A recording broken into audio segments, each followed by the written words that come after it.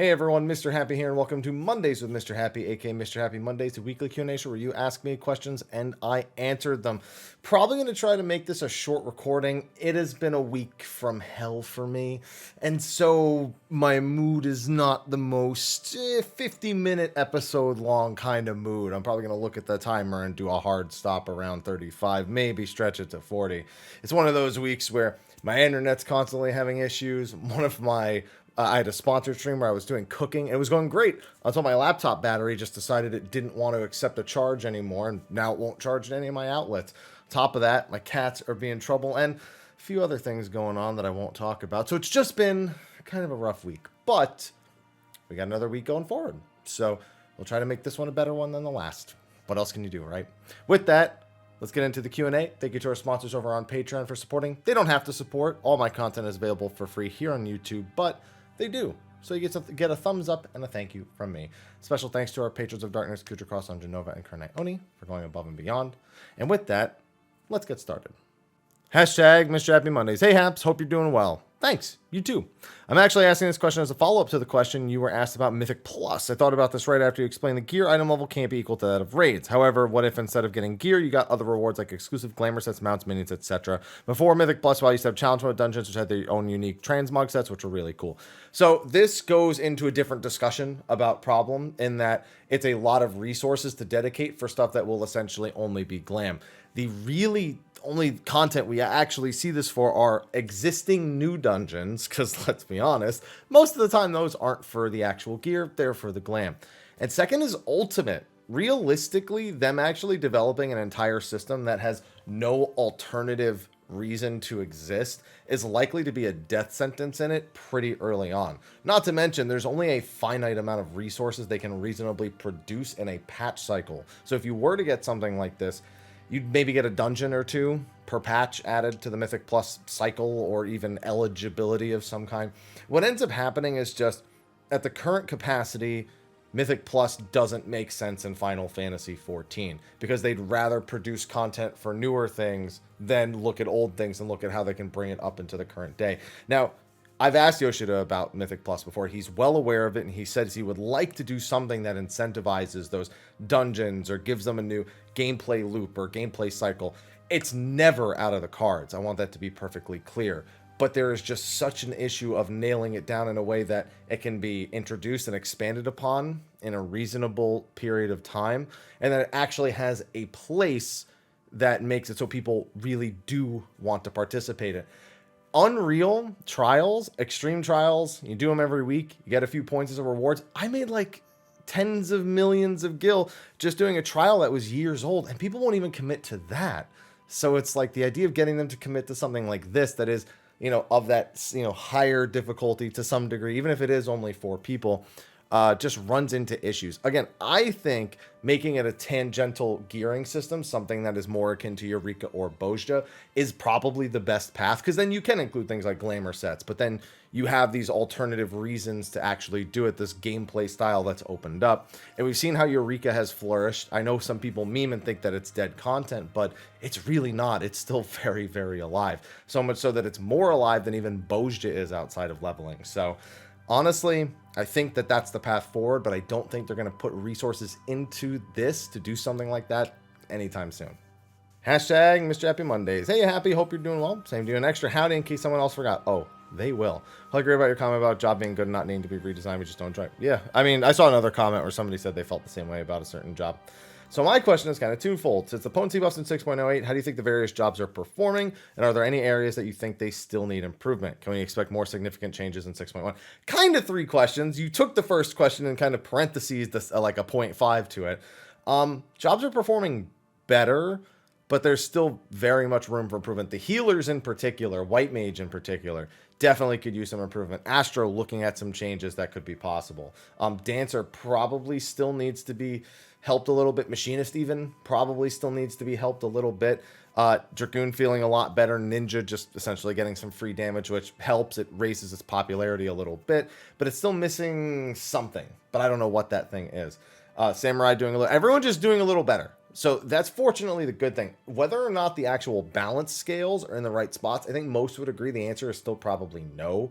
Reaper and Monk being as strong as they are is ridiculous compared to the other jobs, even if they were brought up a very, very healthy amount in a lot of cases. So those are just a few of my off the top of my head thoughts. 6.1, we're looking at a potential job rework for something. Dark Knight, I know a lot of people want a job rework. Whether or not we get it, question mark. But I suspect we'll see an overhaul of at least one job in 6.1, and the healers in particular are probably going to see some more significant changes in that patch. All right, hashtag Mr. Happy Mondays. Hey there, Happy. How's it going? Hope you're doing well. Same to you. It's doing all right. Now that the Materia data center is open, there's been an influx of players who originally played on JP and NA transferring over down under. That was a weird sentence. I've seen a lot of hostility between the way each region's mentality when it comes to rating in the Party Finder. Seems that people are hostile against mainly the NA origin players where there's no macro or roll calls and most of the time just ends and wipes. My question is, how do we as a new data center alleviate this problem in the Party Finder where there's conflicting playstyles between JP and NA? This goes hand in hand with the King Ghidorah meme about the difference between roll calls and raids. So here's my best advice for all of the Materia data center, because it's really important as you are establishing a new data center to make sure that your scene is healthy, it's flourishing, and that you're setting the right precedent for yourself going forward. So I say this with the utmost sincerity, Materia, don't let NA players win. Think about which region has the best clear rates. That would be Japan. Do what they do. Don't be us. Don't let us win. Don't let any NA player win. Just make them conform. That's all.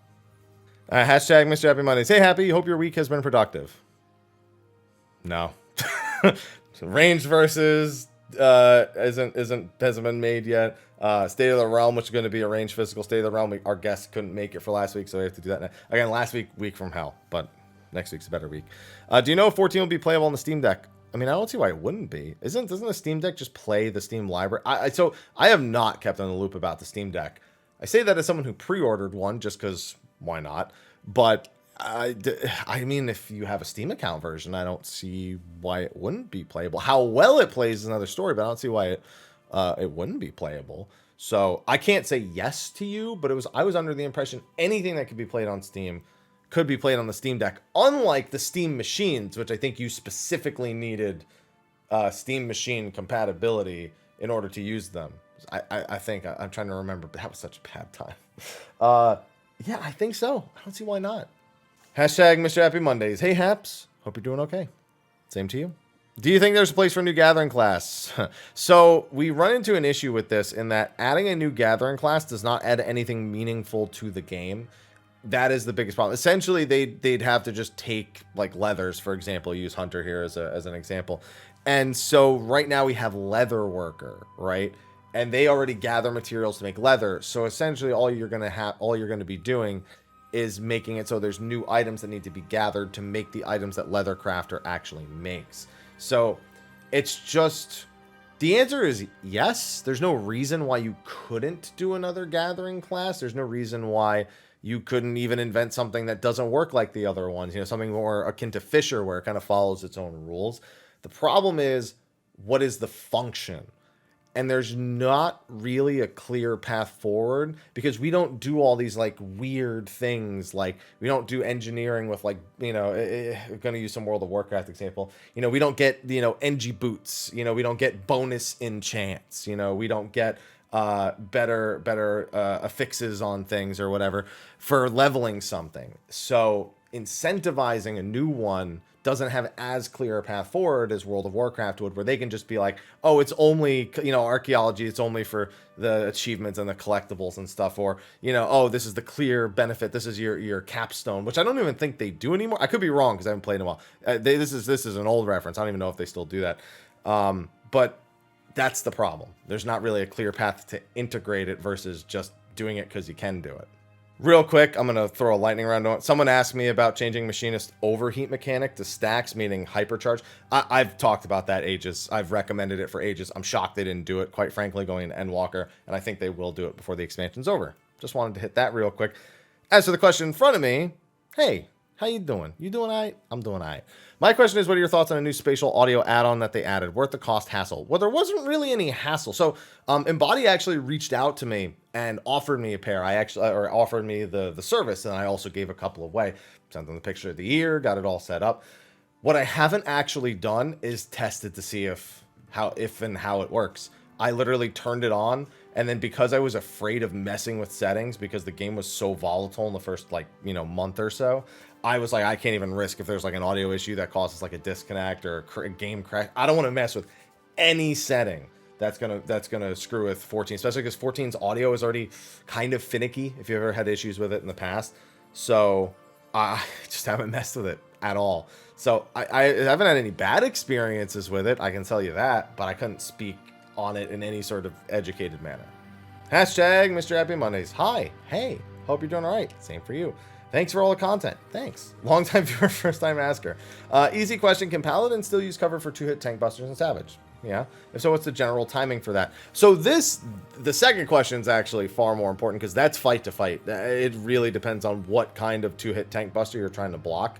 And also what the actual core benefit of it is. Sometimes there isn't a benefit to covering a 2-hit tank buster, but sometimes there is. A really solid one is the example of Hesperos in his second phase, where he at one point just does a 2-hit tank buster. It hits the first on the aggro list and the second on the aggro list. The Paladin can be, first on the aggro list and cover the off tank, or second on the aggro list, cover the main tank, and take both hits. Now you can achieve this with a tank swap also, and that's generally why you don't see cover use that frequently. It's more often used like, oh, we've screwed up and we're all gonna get hit by this. Let me cover the healer so they can heal their LB3 afterwards. Honestly, I see it more used for that than anything else. So while the answer is yes, I've yet to see a Paladin find using it in place of just doing a traditional swap or a tank invuln as an improvement over doing those two things. I guess there just isn't as, I suppose, easy a situation as there was with like E9S, for example. So if anything pops up, if I see some tech that makes sense, I could always bring it up in a video. But up until, at this point in Endwalker, I'm not really seeing it used. Hashtag Mr. Happy Mondays. Hey, Mr. Happy, I hope you're in good health. It's funny, between questions, I just coughed, so thank you for wishing me good health. Long-time viewer, first-time asker. Welcome. I'm a Bard main, and I have been around since about halfway through Heavensward. My question may sound dumb, but what is your thought process on optimizing in Savage? Feel like I'm pressing all my buttons correctly when I go to review the logs. I have dismal numbers, and I'm not dying, so I'm kind of stumped. One day it shows me having a blue. Okay, so a lot of context here I'm noticing, just like, the varying experience. So Bard is a job that you need to look at all three of your elements to really determine your personal performance. First, your RDPS. Now, your RDPS is going to take your actual DPS. It's going to subtract the buffs you get from other people, and then it's going to reward you DPS for the buffs you gave other people. So RDPS as a Bard is by far the most important thing, because you need to make sure that not only are your buffs going out and hitting everybody, but that they're hitting everybody at the same time they're using their buffs. They're doing their burst windows, because that's how you reap the most reward from providing a buff to them. So when it comes to your logs, that's going to be a big portion of how your RDPS is determined. And the lower the skill of the player you're playing with, or players, I guess, in your party, the less efficiently they make use of burst windows, the worse that number is going to be by default, completely out of your control, even if you're doing things completely correct. Now, it's not to say as a Bard, you're screwed if your teammates aren't good. As long as you're performing well, you're making good use of that burst window, you should see things like blues and purples and whatnot, because other people who are in that same kind of position as you are the people whose logs you're being compared against. And then the people in the upper echelon are normally in like statics, or they're playing with high-end groups more frequently, and that's what gets them to propel to those numbers. Now, if you want to know how well you're actually doing as an individual, look at the other two, ADPS and NDPS. And if you can get those numbers up, it lets you know that the RDPS aspect is what's holding you back on that percentile, but that your personal performance is at least doing mildly okay. Those are still going to have some variance that you may not be happy with if you're playing with less skilled teams, but it's better than just looking at one number. As for optimizing, you generally just need to do what needs to be done. This is true of every job. If there's a spot where popping your buffs isn't good and it's okay to hold and you won't lose the set, Okay, agree to it, do it. Even if it's slightly off from the way your rotation normally lines up. If popping on every 2 minutes is the way to go, then just make sure you're in range of everybody so you can optimize the field area of those AoEs. Make sure all 8 players are benefiting from it at the same time. And there's not much more you can do. You just need to make sure you're not late, you're not screwing up your reopeners, and hope your team is doing the same. A couple quick bonuses to throw in. I saw a lightning round question. Somebody asking if the new jobs are going to get old primal weapons. Probably not. They've mentioned doing ultimate weapons for the new jobs, for the old ultimates. That's probably the extent. They've yet to show any propensity in the last couple expansions of changing that, so I wouldn't expect it going forward. There was also another one. In fact, let me scroll up real quick. Oh yeah, it was a Blue Mage related question. Where they were just like, what spell would you add if you could add any from any game? I don't know. They've got so many options. I can't really think of one for that. And then there was one about, are there any jobs that have like changed expansion to expansion that you went from like liking it to disliking it? And I mean, Bard and Stormblood. I'm sorry, Bard and Shadowbringers was a big one. I liked Bard and Stormblood, and then in Shadowbringers I did not like it at all. Not really as big a one. I think Machinist in Stormblood was a big example of one I really didn't like, whereas I loved it in Heavensward and I've loved it since. Shadowbringers. So I guess those are a couple of just questions to throw in there. Hashtag Mr. Happy Mondays. Hey there, Mr. Happy. Long-time viewer, first time throwing a question in the fray. Welcome. I'm a newer player. Wanted to get into starting to run Savage content. What info should I know going into low-end Savages? So just so you know, Savage shouldn't be your first step. If you have not done Extreme Trials yet, those are your low-end Savages. Those give you the bare bone basic of expectation of how you need to perform. And even that's a little disingenuous because they are a great deal easier than Savages, at least at the beginning here in Endwalker. Now, for the first Savage fight, which would be your low-end Savage, it's that you need to know how to play your job. If you don't know how to do your rotation, if you don't know how to do an opener, if you don't know how to do a reopener, you need to go practice that. First and foremost, that is the most quintessential basic of Savage. The second quintessential basic is, do you know mechanics? How long have you been playing? You know, can you recognize a mechanic at a glance, what it wants you to do, what it's asking you to do, what the win condition is? Even if you can't figure out how to do it, figuring out the win condition is an important thing, because it means that when you watch a guide, watch a video, learn it, you know, completely blind, that you can identify what the correct course of actions are. Going into your first one, you just need to get into a group with some chill people that want to learn it. If it disbands, cool, join another one. Keep the drama low, keep the expectations middling, and have some patience, because you're not going in clearing and just blasting through the whole tier like you may see some people do if you watch re-clears on Twitch or something like that. You gotta go at your own pace. And if your pace is slower or your pace is faster, that's what you're going to find out. And then those are the types of people you need to surround yourself with to make sure you have a nice, clean time. I saw a comment real quick as I was scrolling through, and no-brainer would be the Warring Triad and Kefka. Not in Final Fantasy XIV, because in Final Fantasy XIV, our ultimates are retellings of major story and major plot points in our own game. And in our game, Kefka and the Warring Triad have nothing to do with one another. So don't expect that ever. As for the question in front of us, hashtag Mr. Happy Mondays. Good day, Mr. Happy, long-time watcher, first-time asker. Watching your stream, I hear now what I think is the Pulse album. I love that. Also love the Primals album. When listening to these, I would love to hear them during the actual fights. How would you feel, say, if the Unreal fights use the Pulse remix? I'm always down for them to use remixes of songs and fights and whatnot, but realistically, that's not what they do for Unreals. That's not what they do for a lot of encounters, you know, whenever they're reusing them or things. There's so much music. Of course we want remixes or, you know, or I guess just reorchestrations or whatever. Yes, we want those things, but it's not likely that they'll ever just start throwing them in randomly just because they're reusing a fight or they're reusing a boss or, you know, they're doing it Unreal or whatnot. It's just not likely to happen.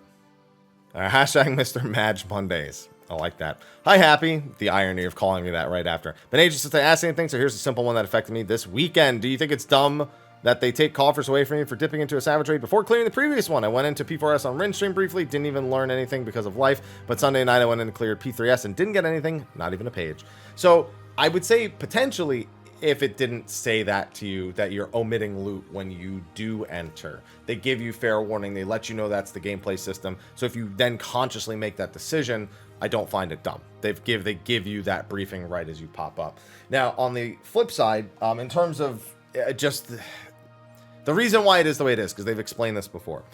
is because they don't want people essentially skipping fights because they don't need it. So they want you to have to work sequentially. That way the party finder, even if someone doesn't need anything from P1S for the week, they're now another person populating P1S and the party finder populating P2S, P3S, instead of just jumping straight to the one fight that they actually need. This is something they did a long time ago, and it's something I don't see them changing for that particular reason. And it all makes sense. Even if it can inconvenience you in a specific case like this, overall, it's designed for the health of the game is probably the better option. I saw a question asking for my opinion on something in Ninja. Just so you know, I haven't played Ninja at all. I feel unqualified to answer that fleeting Raiju question, so that's why I'm skipping it. As for this one, hashtag Mr. Madge Mondays. Wait, that's wrong. Hashtag Mr. Happy Mondays. Good to see it twice in a row. Hello, hi. Other greeting. Hi. As someone who makes strategies used in the Party Finder, what's your general experience with pugs?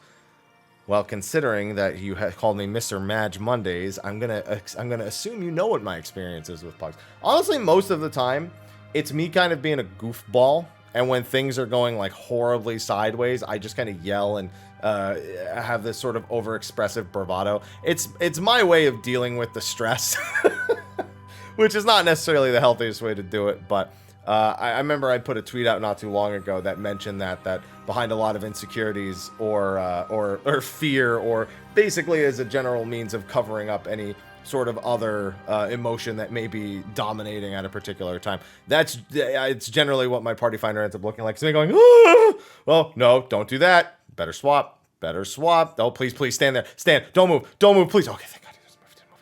So it's like a lot of overexpression and whatnot. And that's kind of my experience with pugs. What it does is it gives me an experience I don't get in raid, where in raid it's like, oh my God. Well, I'm sorry, in static raids, I'm like, oh my God, why'd you screw up? Guys, come on, we just need to get this done. We just need to get this done for the week. Then we can go optimize. Okay, we don't have that many hours in the week, please. We just need to get this done. That's me in static raid on like weekly clears. When I hop into like 0-1 chest reclears, I'm like, yo, let's go. We got this. All right, do the tank swap. We got this. Okay, DPS. Don't go out of there. Don't leave. So I'm like, I'm into it. So that's my experience with pugs. Some pugs don't like that. If they catch a clip of that, they may feel offended because it may be at the expense of their performance. I keep my names as abbreviations so that way they're not on the screen as frequently unless I'm targeting people. And so sometimes I know that's the way that they feel sometimes, but most people are kind of along for the ride and just kind of have a fun, good time, because I'm not gonna sit there and tell people to, I'm not gonna be toxic to people. That's just that sometimes that bravado comes off as toxicity. All right, hashtag Mr. Happy Mondays. Hi. Hey, I have a question regarding the relative DPS tiers for each set of jobs. In general, it seems to be melee plus black mage over magic over range physical over tanks over healers. Seems that people accept that this makes sense. Why is this? Seems to me like melee takes the most risks and have trouble reaching far targets. Magic DPS have the safety of range to hit far targets, but they have to think about casting. Sometimes they have to think about casting. And range is the most flexibility. I mean, that's why you kind of just named exactly it. So range physical as a roll guaranteed reduces the damage your entire raid takes by 10%. Now, I know, of course, we do have Addle, we do have Feint. Those require a target. So the value of Troubadour, of Shield Samba, whatnot, those are considered higher. Bard then has a lot of our DPS tools that it brings to the table. It has Min, which is not a joke. The healing on Min can be used for some great things, whether it be really large shields or just helping a tank through an easy phase. So they already bring these number of tools. Dancer brings a lot of shielding. It brings a lot of support. The Curing Waltz is not to be underestimated. Again, the shield from Improv, not to be underestimated. And then Machinist brings, it's supposed to be the high-end personal DPS of the pack. It's kind of like the black mage of it, where they still bring this utility, but they are a lot more responsible for their own performance. And that kind of dictates within the tier how the jobs perform. I mean, you mentioned here that people expect Summoner to do more than Red Mage. I expect them to be the same. I think most people expect them to be approximately the same, but at the same time, Red Mage has Magic Barrier, has the easier access to rezzing than even Summoner does. And it has Vercure, which is far more useful than Summoner's physics. So it makes you wonder, should Red Mage be lower than it by default? Should it be taxed for those things? And we've very frequently found out in past expansions that when they try to do that, a job just kind of falls off after a while. So the reason the tiers work that way is kind of as you've described. Melee are higher risk. There's more mechanics that generally force your downtime. And even in the case of Samurai, sometimes you still have cast bars and there's nothing you can do about it.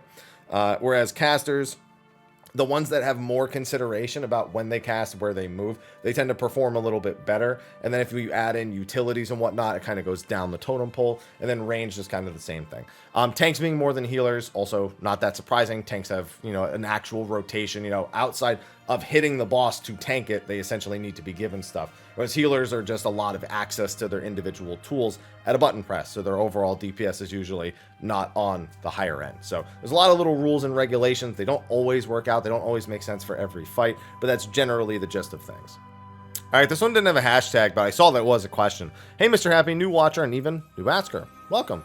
What do you think of the utility of having a warrior in the current Savage tier? I know they have a lot of self-heal, but there only seems to be a few instances where their defensive prowess actually matters. I heavily disagree with that. Okay, number one, really easy to play. Any tank that wants to pick up tanking for the first time, great choice. Any tank who's a long-time player but is not playing their comfort pick tank, great choice. If a player loves the job, great choice. It just ticks all the boxes. It has super easy to access power, very satisfying burst tools, and its defense is insane. Now, the healing I'm not even talking about. I'm talking about Holmgang, which you use to skip so many tank busters and potentially other mechanics across a fight. If it lasts especially longer than like 8 to 9 minutes, then Holmgang's value just starts to skyrocket compared to the other tanks. And not to mention, it's mobile. It's got the 3 gap closers. It's got Primal Rend as an additional gap closer. It does have that self-healing on top of it. So it being lower on the damage, closer to like 3rd or 4th, doesn't matter because it's so comfy and so easy to access and so easy to play and perform on that it's just good. It feels good. It does good. And that's good. All right, hashtag Mr. Happy Mondays. I might do lightning round after this because it's getting close to that like time where I said I kind of wanted to cut this video off. Hi, Happy Oji-san. I hope you're doing all right. Anyway, as we await the job balancing patch for Tuesday. Yeah, this is from 5 days ago. Just 2 questions and not entirely 14 related. My static is fairly new and we are actually interested in recording our prog and clears. I currently use OBS, but I wanted to ask for your opinion on how to record higher quality videos. So you can mess around with OBS and make some really high quality options.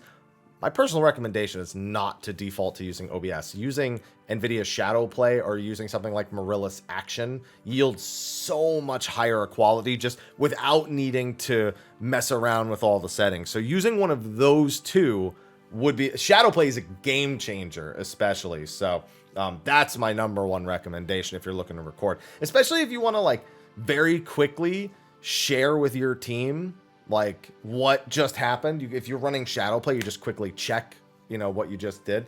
It's so good. You can also use the Elgato capture software, which I think lets you rewind like a couple of minutes if you've been recording. So again, for VOD review, it's particularly good.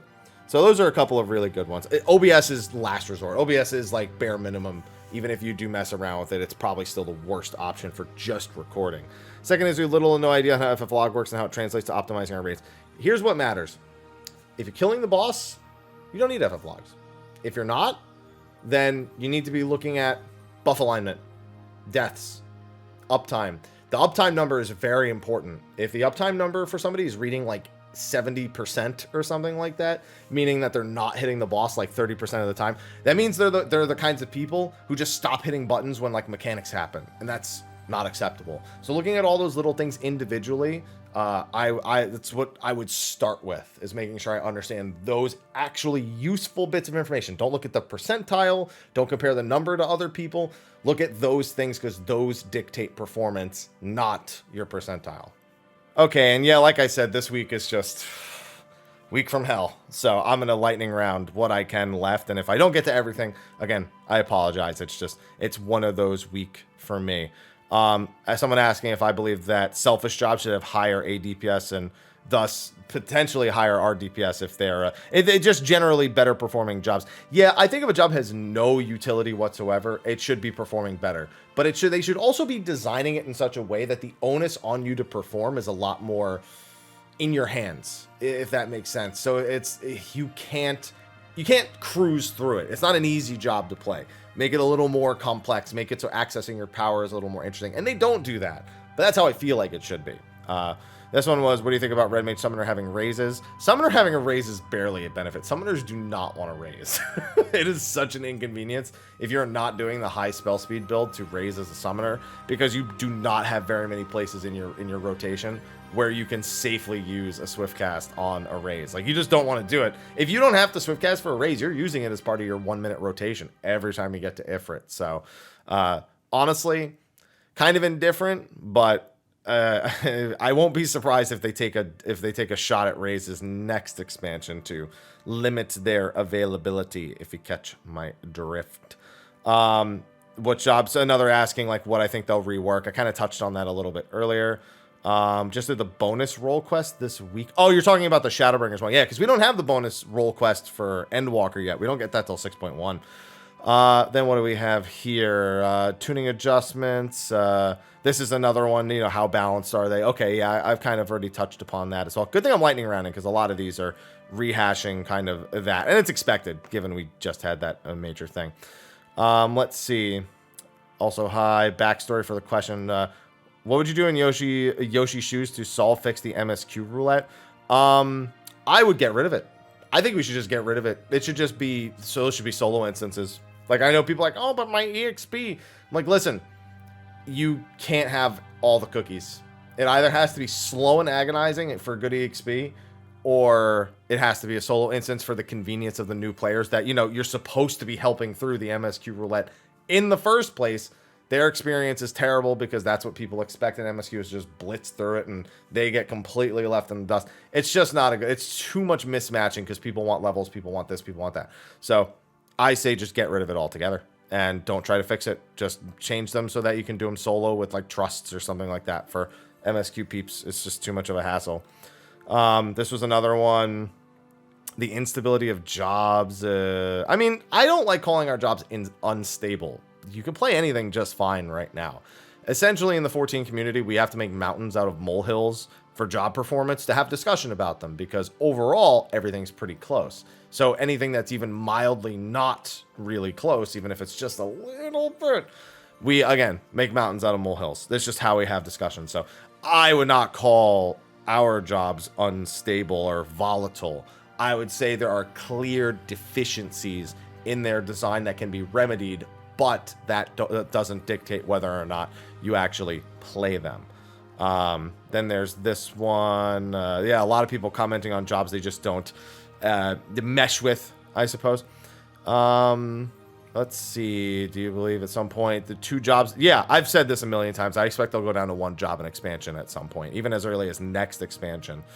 Let's see. Summoner buff question at lower gear levels. Okay, that's not a question. So, in regards to buff window during a Bahamut Phoenix phase, because spell speed can bring the cooldown. Oh yeah, no, you would just be delaying Phoenix and Bahamut. If your spell speed's bringing down the cast time of Phoenix and Bahamut, then you use Energy Drain as your 1 minute timer, so you can keep them in line with 1 minute and 2 minutes. So if that's what they meant, then that's what my answer would have been. A couple of spoiler questions in here. Cake of the Realm. Yeah, we had a good time. When I first learned about Dark Knight, I thought it would be this. Corvit's Kids gameplay doesn't... well, it's not a spell sword. Yeah, Dark Knight was never going to be a spell sword. The fact that they even have any things classified as spells is kind of weird. Yeah, no, they've never... It's never been advertised as that. So that was just, you know, if that's what you interpreted, it was unintentional, because that's not what it was. I don't have a job that's a no, you know what my biggest job disappointment was? Machinist and Stormblood. No, Monk at the beginning of Shadowbringer is pretty big disappointment. So those 2 things are pretty high on the list for me at those particular points in time. Do you think Trick Attack is still enough of a justifier to keep Nin as the lowest melee? It's pretty good. It's pretty good. No, not really. I mean, Ninja was one of the strongest DPS in Shadowbringer, so we've seen what OP Ninja looks like, and it's something. So, yeah, they could... honestly, it could go at any power level, even with Trick Attack. That's what our DPS calculations are for. So it tells us the overall strength. Because your DPS is calculating in that Trick Attack, so if you're at the bottom still, then who cares? You know, it's like... you could just be anything at all at that point. You could be the highest, you could be the lowest. You still have Trick Attack all the same. You know, it's just all about the calculations. Why has Nin been unpopular? Because they had a really bad expansion launch. The Raijus just... people don't even... some people don't even know they changed it. Some people don't care. They're just like, I don't want to play it. Those Raijus really scared a lot of people off on Ninja, so that's probably the biggest reason. Then there was this. Scrolling through the party list sucks on controller. Yeah. How do I recommend you heal as a controller player? You got to practice. I mean, that's it. The number one answer is always practice. There's nothing else I could say to that other than to just try to figure out what works for you the best. With all the past references, how would you like to see Final Fantasy XI referenced? It's referenced plenty. And I don't care. Like, here's the thing. References are nice. I don't seek out references unless they make complete sense. For example, a lot of Final Fantasy IV themed stuff in Endwalker. The 4 fiends for our trial makes sense. If they went another route, wouldn't be any skin off my back. I much prefer original takes on things, original bosses, original ideas, because one day I want to be able to look back at a future Final Fantasy and be like, oh, that's a reference to what they did in Final Fantasy XIV. Just like I do with all the other, oh, look, that's from 6, that's from 4, that's from 1, that's from 2. Ugh. You know, I want to be able to do that with another generation of Final Fantasy games. So, references I don't actively seek out or desire. When they're there, I acknowledge them. Let's see. Sorry for not saying hello last week. Thank you. Really big lore question. Probably not great for lightning round. Sorry about that. Somebody's saying fighting X-Death and Kefka on the Phantom Train would make for a pretty fun first phase for Omega Ultimate. You know what? I can't argue that. That would be great. Last week I answered the question about busy jobs. Let's see. Busy talking about Astro. You think they will address this in 6.1? Yeah, Astro, I think I mentioned it even last week. Astro's button bloat and busyness is too nutty. It's just way too insane every 2 minutes. So, yeah, I would hope they would be doing something. I thought they were going to do something in 6.08, but 6.1, I'm going to keep hoping. How would you prioritize which role to play in the group? Which role you A, like playing, and B, the group needs. I don't try to go much outside of that. I can play caster, or I can play range physical for my group. I could play melee. I could play any of the DPS roles. They need a range physical. That's the role I play. I sought out the group looking for a range physical spot. That is what I signed up for. That is what I'm committing to. Doesn't matter if I want to play something else. I'll just hop in the party finder for that. So, yeah, that's it. I just prioritize it based on what I like and what I would prefer to seek out. And then if I need to, I make a concession or two. So it doesn't really take that much of a process for me to decide because I am willing to play so many different jobs. Relating to the possible new job and future expansion using scanner gear. Honestly, I don't even know if I can keep doing these questions. I don't do speculation questions. There's no reason. I don't like to validate kind of people's thoughts on random ideas because I think I even said this last week, either A, need to completely shut your idea down, which makes you feel like shit, or I support it, and then I've had people in the past when I like support theories or support ideas, they take it too seriously. So I don't like to acknowledge or encourage that. We all do it. I do what you're doing too in this question. I just don't talk about it that much. I maybe give it like a general thought. I don't want anyone else's validation on my thought. I just keep the thought. It's my thought. If someone were to want to have a discussion about it, I would bring that to the table. But that's very much how I feel about when people ask me, what do you think of this job idea? It just doesn't make sense for me to answer. It's not a question. It doesn't have an answer. It's not rooted in anything. It's a thought on a paper. That's all it is. What are your thoughts on marking players during fights that mark them later? Yeah, we do that in Ultimates. So in the Weapons Refrain, which is Ultima Weapon Ultimate, we have macros where we mark ourselves at a specific point in the fight, and then the marker goes away after 10 seconds. That's how the macro works. So yeah, no, it's great. If you find that the markers are kind of annoying most of the time, but you can use them some of the time, absolutely. You can set a macro to get rid of a marker after a certain period of time, or to apply it after a certain period of time. So yeah, absolutely. Whatever helps you get through, you should be using and encouraging. And I think we're almost at the end here. As a Black Mage main, my survivability is terrible. That means you're getting hit by things you're not supposed to get hit by. If you are dying as a Black Mage, one of two issues is happening. Your healers aren't healing you, or you're being hit by things you're not supposed to be. That's it. So there's nothing to add to that. You just need to not get hit. Because Black Mage is very good at surviving. Solid mobility, has Mana Ward. They don't need any help. Unless you're dealing with things that just you shouldn't be dealing with in the first place. I think we're getting to, there's another spoiler question. We're getting pretty close to the end here, and this has gone on a little longer, so, oh no, there's still a lot of stuff left. Oh yeah, I can't make it through all this.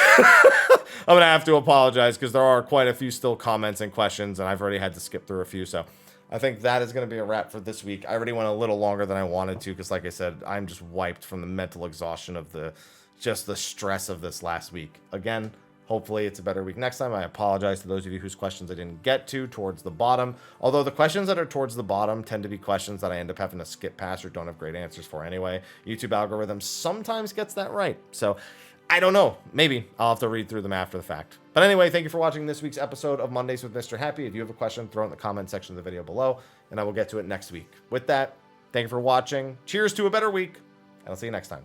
Until then, take care.